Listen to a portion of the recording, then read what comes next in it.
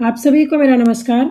आज मैं वीडियो बनाने जा रही हूँ पद परिचय, संज्ञा, सर्वनाम, विशेषण, क्रिया और अव्यय पर।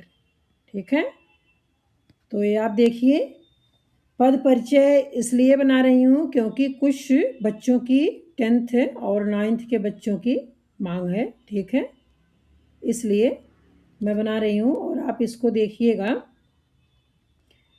पद परिचय क्या होता है?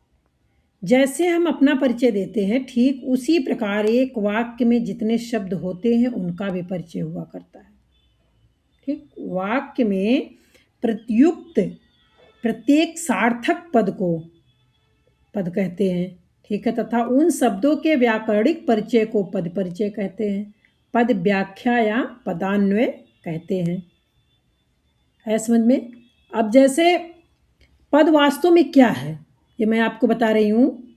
यह तो हम जानते ही हैं कि शब्द भाषा की स्वतंत्र एवं सार्थक इकाई है और यही शब्द जब वाक्यों में प्रयुक्त हो जाते हैं तो पद कहलाते हैं। इन पदों के विषय में विस्तार से अगर जानना है तो इनका व्याकरणिक परिचय ही पद परिचय कहलाता है। ठीक है, और पद परिचय देने के लिए कई निम्न बातें हैं। जैसे आप पहले जान लीजिए संज्ञा। ठीक है, पद परिचय में संज्ञा भी है। संज्ञा के भेद, संज्ञा के कितने प्रकार के भेद होते हैं आपको पता होगा। व्यक्तिवाचक, जातिवाचक, भाववाचक। और उसमें क्या क्या है? लिंग, वचन, कारक, पुरुष तथा क्रिया से संबंध। ये सब कहाँ आ गए? संज्ञा में आ गए।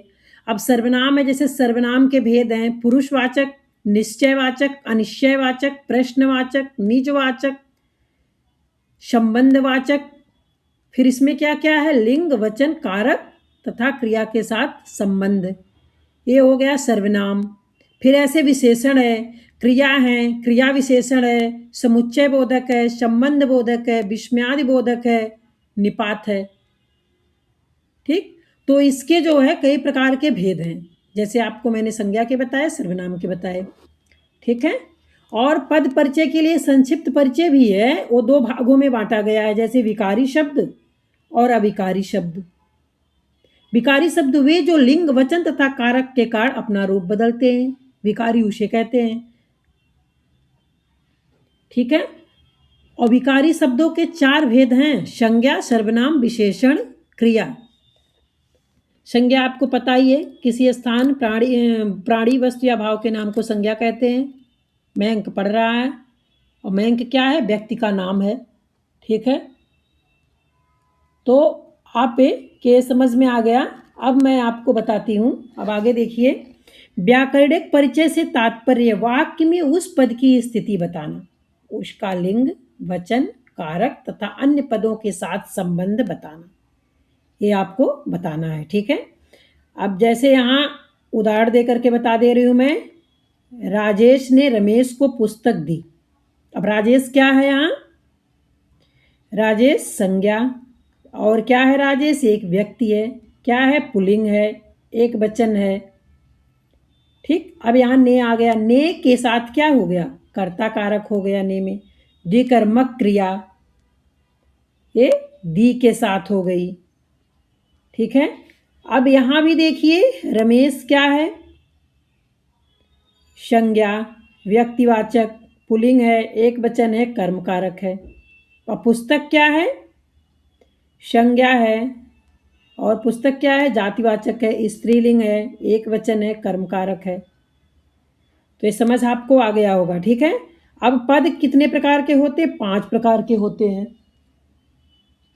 पद 5 प्रकार के होते हैं। तो यहाँ क्या है? संज्ञा है, सर्वनाम है, विशेषण है, क्रिया तथा अव्यय।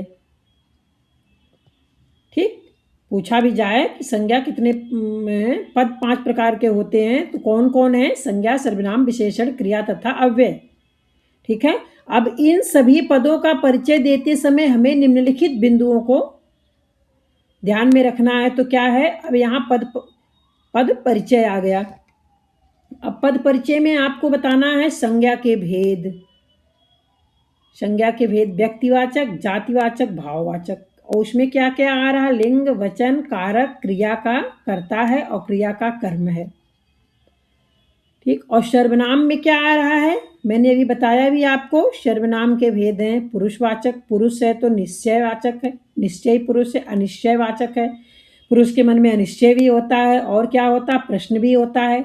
नहीं याद होता तो याद करने का ट्रिक है, ठीक है। और पुरुष है, इंसान है, निश्चय भी है, अनिश्चय भी है, तो उसमें क्या होगा, संबंधवाचक भी होगा और निजवाचक भी होगा, निजी काम भी कुछ करेगा, ठीक है।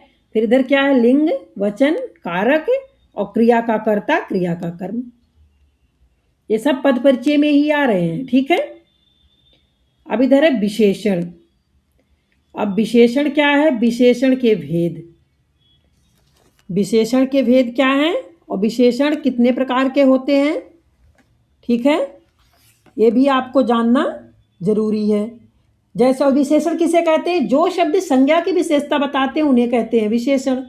जिस विकारी शब्द से संज्ञा की व्याप्ति मर्यादित होती है उसे कहते हैं विशेषण। अब विशेषण शब्द मतलब सुंदर, और विशेषण ये भी है कि क्षम में क्षमा विशेष विशेषण शब्द है, चमकीला, कुछ विद्वान, ठीक है। तो विशेषण आपके समझ में आ गया होगा। तो यहाँ है विशेषण के भेद बताया जा रहा, गुणवाचक, संख्यावाचक, सार्वनामिक और क्या है, परिमाणवाचक, ठीक है। गुणवाचक, संख्यावाचक, परिमाणवाचक, सार्वनामिक विशेषण। अब इसमें क्या क्या आ रहा है, अवस्था मतलब मूलावस्था, उत्तरावस्था, उत्तमावस्था, लिंग, वचन, विशेष, ये भी आ रहा है। अब इधर हो गया क्रिया के भेद। क्रिया के भेद में क्या क्या है, अब क्रिया किसे कहते हैं, जैसे किसी कार्य का करने या होने का बोध कराने वाले शब्द को क्रिया कहलाते हैं। और क्रिया के मूल रूप को क्या कहते हैं, धातु कहते हैं।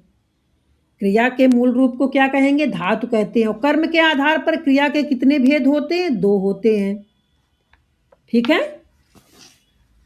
तो यहाँ है ना क्रिया के भेद, लिंग, वचन, पुरुष, धातु, काल, वाच्य, क्रिया का कर्ता कौन है, क्रिया का कर्म कौन है। ये हो गया आपके क्रिया के बारे में, समझ में आ गया होगा आपके।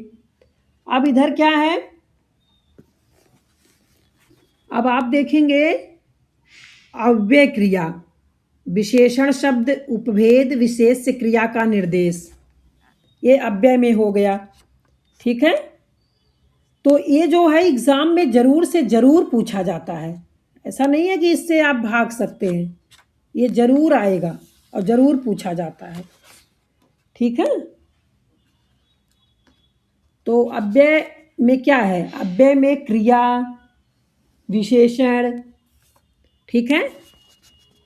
अव्यय, क्रिया, विशेषण, भेद, उपभेद, विशेष्य क्रिया का निर्देश, ये हो गया अव्यय के बारे में। अब पद परिचय कैसे पहचानते हैं, अब इसको आप देखिए, पद परिचय कैसे पहचानते हैं। तो सबसे पहले आपको संज्ञा, सर्वनाम, विशेषण, क्रिया, क्रिया विशेषण, अवधारक मतलब निपात, संबंध बोधक, समुच्चय बोधक, विस्मयादि बोधक आदि के बारे में जानकारी होनी चाहिए, तब आप समझ पाएंगे, ठीक है। उसके पहले आपके समझ में नहीं आएगा। अगर शब्द किसी व्यक्ति, वस्तु, प्राणी, पक्षी, भाव, जाति आदि के बारे में बताता है तो वह शब्द क्या कहते हैं, वह शब्द संज्ञा कहता है, ठीक है। फिर है अगला, अगर शब्द किसी संज्ञा के स्थान पर शब्द का प्रयोग, जैसे मेरा, मैं, तुम, आपका, उस, वह आदि शब्द है तो वह शब्द सर्वनाम है। अगर शब्द किसी वस्तु, स्थान, पशु, पक्षी आदि की विशेषता बताता है, अर्थात वह कैसा, लंबा है, सुंदर है, डरावना है आदि है, तो वह शब्द क्या हो गया, विशेषण है। अगर शब्द वाक्य में जो क्रिया है उसकी विशेषता बताता है तो वह क्रिया विशेषण है। जैसे कि क्रिया कब हो रही है, कल, अभी, दिन भर। क्रिया कैसे हो रही है, चुपचाप, अवश्य, तेजी से। क्रिया कहाँ हो रही है, अंदर की, ऊपर की, आसपास। क्रिया कितनी मात्रा में हो रही है, कम, पर्याप्त, ज़्यादा। ये सब क्या हो गया, ये सब क्रिया पर निर्भर हो गया। और इसमें सकर्मक क्रिया भी होती है, जैसे लड़की सिल रही है, सकर्मक क्रिया है लिखना, ठीक है। सकर्मक क्रिया का उदाहरण है पढ़ना, तो ये सब हो गया सकर्मक क्रिया अवकर्मक क्रिया के बारे में। ठीक है, अब जैसे आगे देखेंगे, अगर शब्द किसी दो या अधिक संज्ञा और सर्वनाम के बीच का संबंध दर्शाता है तो वह संबंध बोधक अव्यय है। जैसे कि पास के, ऊपर से, दूर के, कारण, के लिए, और, ठीक है, या और। समझ में आया? अब अगर शब्द किसी दो वाक्यों के बीच का संबंध दर्शाता है तो वह समुच्चय बोधक अव्यय हो गया, वह समुच्चय बोधक अव्यय में आ जाएगा। ये आपको बहुत ध्यान से देखना पड़ेगा और समझना पड़ेगा, पहले इसको कई बार आपको पढ़ना पड़ेगा। ठीक है, अब इधर है, अगर शब्द किसी दो वाक्यों के बीच का संबंध दर्शाता हो तो समुच्चय बोधक अव्यय है। ठीक है, अब अगला है, अगर शब्द किसी विस्मय, हर्ष, घृणा, दुख, पीड़ा आदि भावों को प्रकट करते हैं तो क्या हो गया? विस्मयादि बोधक अव्यय हो गया। जैसे अरे, वाह, अच्छा।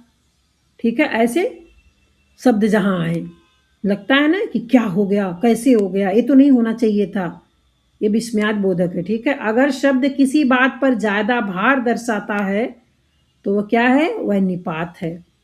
जैसे भी, तो, कल, केवल, ही, लेकिन, ये शब्द निपात में आ जाते हैं।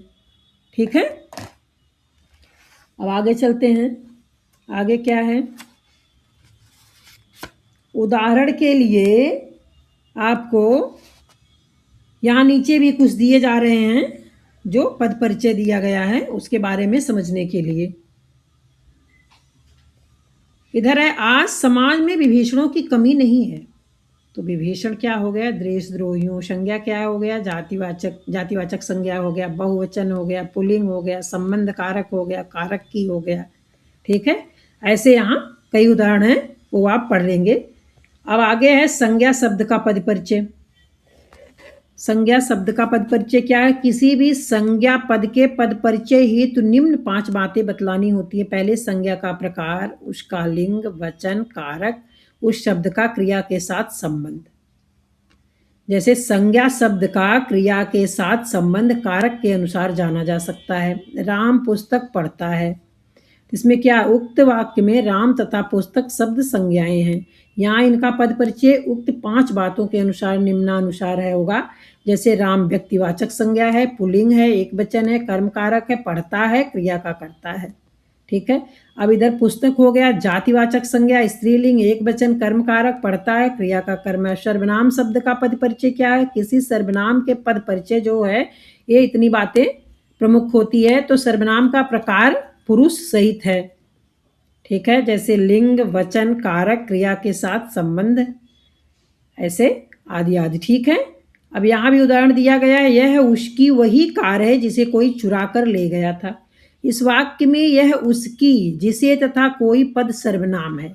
इनका पद परिचय इस प्रकार होगा, जैसे यह निश्चयवाचक सर्वनाम है, और अन्य पुरुष स्त्रीलिंग है, एक वचन है, संबंध कारक है, कार संज्ञा शब्द से संबंध है। ठीक, अब कोई क्या हो गया? निश्चयवाचक सर्वनाम है, क्योंकि निश्चय नहीं है कौन है। अन्य पुरुष पुल्लिंग, एक वचन, कर्ता कारक, चुरा कर ले गया, ये हो गया क्रिया का कर्ता। अब विशेषण के बारे में है। विशेषण क्या है? विशेषण में है किसी विशेषण शब्द के पद परिचय हेतु इतनी बातें आती हैं, जैसे विशेषण का प्रकार, अवस्था, लिंग, वचन, विशेष सेवा, उसके साथ संबंध। अब उसके भी उदाहरण दिए हैं। वीर राम ने सब राक्षसों का वध कर दिया। अब उक्त वाक्य में क्या है? वीर तथा शब्द विशेषण है, शब्द विशेषण है, शब्द क्या लगा हुआ है? विशेषण आ गया। अब इनका पद परिचय इस प्रकार है, वीर गुणवाचक विशेषण है, मतलब गुण है, उसमें बहुत बलवान है, वीर है। मूलावस्था, ये पुल्लिंग, एक वचन, राम विशेष के गुण का बोध कराता है। और सब क्या है? संख्यावाचक विशेषण है, मूलावस्था, पुल्लिंग, बहुवचन, राक्षस क्या? विशेष की संख्या का बोध कराता है।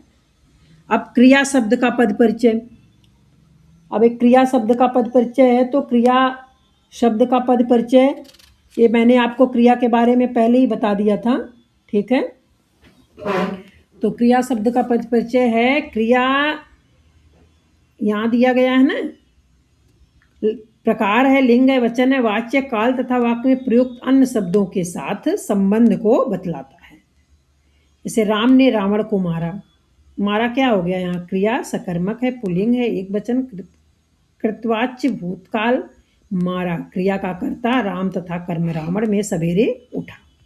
ठीक है, अब इसमें उठा में क्या है, क्रिया, अकर्मक क्रिया भी है, अकर्मक क्रिया है, पुल्लिंग एक वचन, कर्तवाच्य भूतकाल, और उठा क्रिया का क्या हो गया, उठा ये क्रिया का कर्ता में।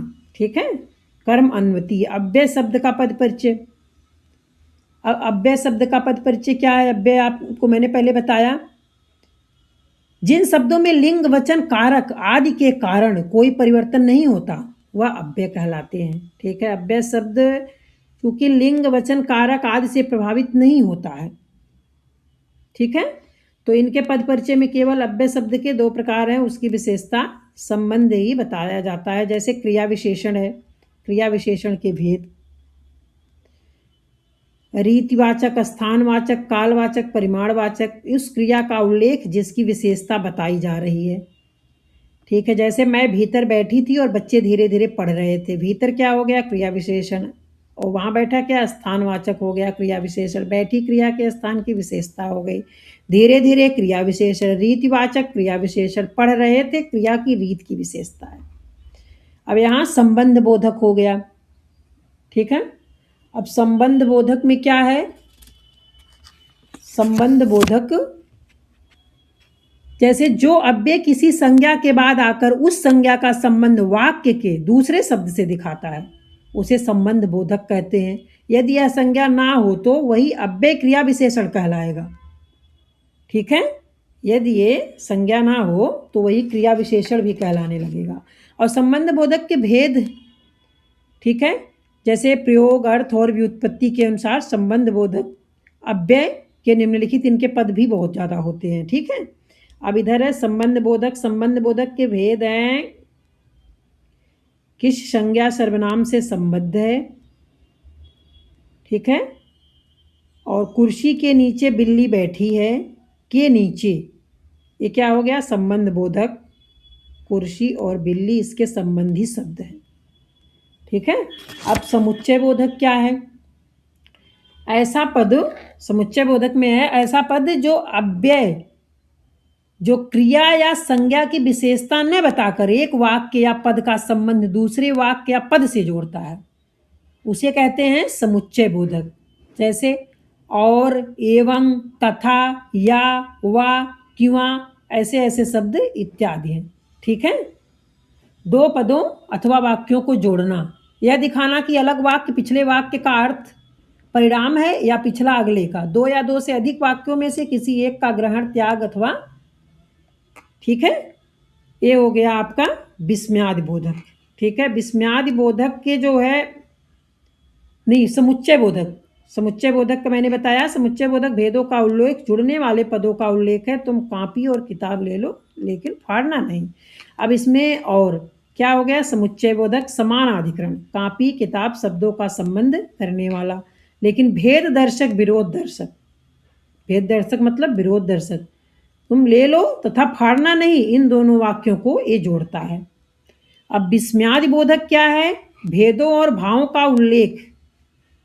विस्मयाद बोधक की परिभाषा क्या है, जिन अव्ययों से हर्ष, शोक, घृणा आदि भाव व्यंजित होते हैं तथा जिनका संबंध वाक्य के किसी पद से नहीं होता उन्हें विस्मयादि बोधक अव्यय कहलाते हैं। जैसे हाय, वह चल बसा, वह चला गया, ठीक है, अब कभी नहीं आएगा, इस अव्यय के जैसे निम्न भेद हैं। जैसे हर्ष बोधक, विस्मयाद बोधक के क्या है, हर्ष बोधक, जय, वाह वाह, धन, धान्य, शाबाश, आहा, बहुत बढ़िया।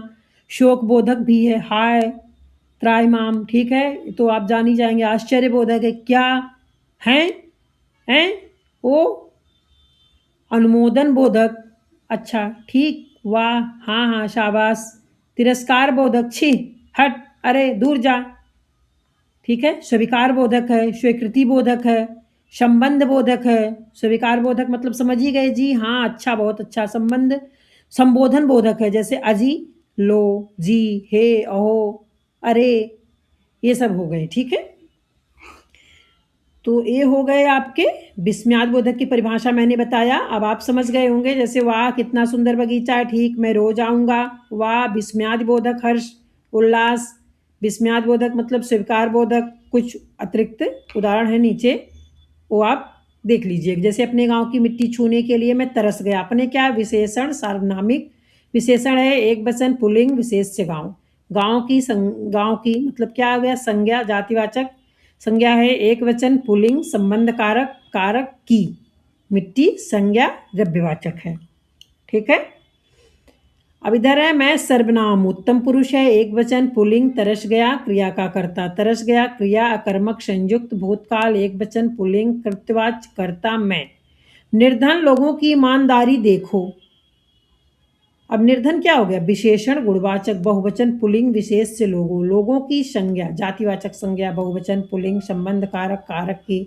ईमानदारी ये भी क्या है, संज्ञा है भाववाचक, ठीक है। कर्म कारक देखो क्रिया का कर्म, देखो क्रिया क्या है, सकर्मक है बहुवचन है। धातु देख वर्तमान काल क्रिया का कर्म ईमानदारी, ठीक है।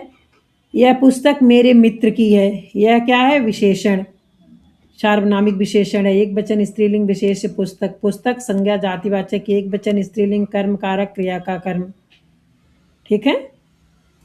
अब मेरे सर्वनाम पुरुषवाचक उत्तम पुरुष पुल्लिंग, एक वचन संबंध कारक। मित्र की संज्ञा जातिवाचक संज्ञा है, एक वचन पुल्लिंग संबंध कारक कारक की है क्रिया से संबंध। क्रिया वर्तमान काल एक वचन, ठीक है। नेहा यहाँ इसी मकान में रहती है। नेहा संज्ञा व्यक्तिवाचक संज्ञा स्त्रीलिंग एक वचन कर्ता कारक है। नेहा रहना क्रिया की कर्ता। यहाँ क्रिया विशेषण स्थानवाचक क्रिया विशेषण, इसी विशेषण सार्वनामिक, इसी क्या है सार्वनामिक विशेषण है पुल्लिंग एक वचन विशेष से मकान। तो हमें विश्वास है कि आपके समझ में पद परिचय आ गया होगा, ठीक है। पद परिचय में क्या क्या जो है मुख्य है वो मैंने आपको बता दिया। और इसमें एक निपात भी है, निपात की भी लोग समझते हैं निपात मतलब क्या है। तो निपात की परिभाषा सुन लीजिए, किसी शब्द समूह या पूरे वाक्य को अन्य भावार्थ प्रदान करने वाले शब्द निपात कहलाते हैं, परंतु ये वाक्य के अंग नहीं होते। निपात वास्तव में अव्यय ही है, परंतु इन्हें शुद्ध वाक्य अव्यय नहीं माना जाता। जैसे क्या तुम सुन रहे हो, ठीक है। ये क्या क्या क्या क्या शब्द जो है इसमें निपात है। यह काम तो एक बच्चा भी कर सकता है, इसमें जो भी शब्द है वो निपात है, ठीक है। अब निपातों का प्रयोग प्रश्न करने, अस्वीकृत प्रकट करने, विस्मय प्रकट करने तथा किसी शब्द पर बल देने के लिए किया जाता है। समझ में आ गया होगा आपको। जैसे निपात के निम्नांकित कार्य हैं, जैसे प्रश्नबोधक क्या वह जा रहा है, अस्वीकृति बोधक मेरा छोटा भाई आज वहां नहीं जाएगा, विस्मयादिबोधक क्या अच्छी पुस्तक है, वाक्य में किसी शब्द पर बल देना। फिर बच्चा भी जानता है, ये सब निपात के कार्य हैं। वैसे निपात के 9 प्रकार का वर्ग है निपात का, ठीक है। हाँ जी हाँ, नकारार्थक निपात, नहीं जी नहीं, निषेधात्मक निपात, मत, प्रश्नबोधक निपात, क्या ना। तो ऐसे बहुत से हैं, ठीक है। ऐसे आप लोगों का इतने में ही समझ में आ गया होगा। तो आज का वीडियो मैं यही समाप्त करती हूँ। कुछ उदाहरण और हैं वो भी मैं बता दे रही हूँ, आप देख लीजिए। जैसे मकान में क्या है, संज्ञा जातिवाचक पुल्लिंग एक वचन अधिकरण कारक कारक में मकान रहना क्रिया का कर्म, ये सब शब्द आप समझ जाएंगे, ठीक है। तो ये देख लीजिएगा। आज का वीडियो मैं यहीं समाप्त करती हूँ, अगले वीडियो में फिर मिलूँगी। तब तक के लिए धन्यवाद। अगर आपके समझ में आएगा ये वीडियो तो आप बताइएगा, व्याकरण पे मैं और वीडियो बनाऊंगी, ठीक है।